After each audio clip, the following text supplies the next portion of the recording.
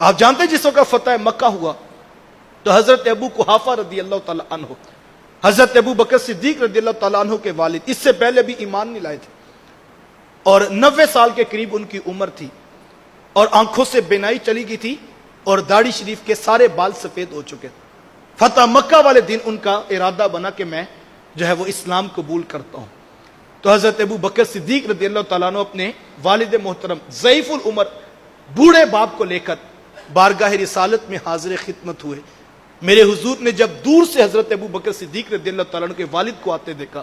میرے حضور اپنی مسند سے اٹھ کھڑے ہوئے اور حضور، میں ابو بکر آپ نے ان کو کیوں تکلیف دی؟ مجھ محمد کو بتایا ہوتا میں خود آپ کے گھر تشریف لے آتا۔ یہ اللہ کے رسول فرمان ہے، اسی لیے تو حضور نے فرمایا تھا، فرمایا جس نے سفید بالوں والے کا حیا کیا وہ ایسے ہے جیسے اس نے اپنے رب کا احترام کیا۔ ہمیں اپنی اولادوں کو ادب اور احترام سکھانا، یہ بڑی چیز ہے۔ بیٹے ڈاکٹر بنے بہت اچھی بات، بیٹے انجینئر بنے بہت اچھی بات، بیٹے کاروبار کو لاکھوں سے اٹھا کے کروڑوں پر لے جائیں بہت اچھی بات، یہ بڑا خوبصورت انداز ہے۔ میں بہنوں اور بیٹیوں سے بھی کہنا چاہوں گا، یقیناً یہ بہت بڑی اچیومنٹ ہے کہ آپ کا بیٹا دنیا کے کسی بڑے محکمے کا بہت بڑا آفیسر بن گیا، یہ بڑی اچیومنٹ ہے۔ لیکن میں یہ کہتا ہوں، مجھے بتائیں، گھر میں لاکھوں کی نعمتیں ہوں، کروڑوں کی آمدن ہو، اربوں کی جاگیریں ہوں،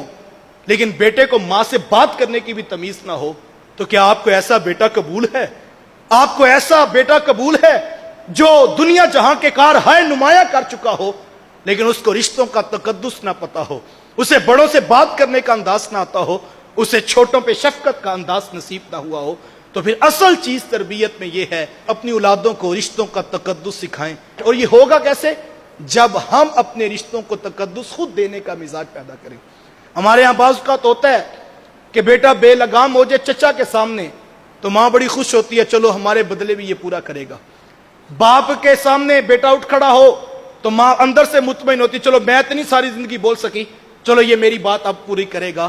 میں کہتا ہوں، آپ جب بیٹا کسی کے ساتھ بدتمیزانہ لہجے میں بات کرتا ہے، کبھی اس کی حوصلہ افزائی نہ کریں، کبھی اس کے اس رویے کے اوپر دل میں خوش نہ ہو کہ چلو جو ہے وہ ساس کے سامنے میں تو نہیں بول سکی لیکن میرا بیٹا جو ہے پورا بدلہ پورا کرے گا۔ نہیں، آج اگر آپ نے اپنے بیٹے کو ساس کے لیے، آج آپ نے اپنے بیٹے کو سسر کے لیے وہ بے ادبی کی چھری یا وہ بدتمیزی کا خنجر پکڑا دیا تو مت سوچئے جس کو خنجر چلانا آتا ہے آج وہ آپ کے کہنے پہ ساس سسر دادا دادی کے منہ پہ رکھ رہا ہے، ان کے گلے پہ چلا رہا ہے، تو ڈریے اس وقت سے کل کو جس کو خنجر چلانا آتا ہے وہ ماں باپ کے گلے پہ بھی رکھے گا، اور چونکہ اس کو بے ادبی آپ نے خود سکھائی ہے، لہٰذا جب کبھی ایسا موقع بنے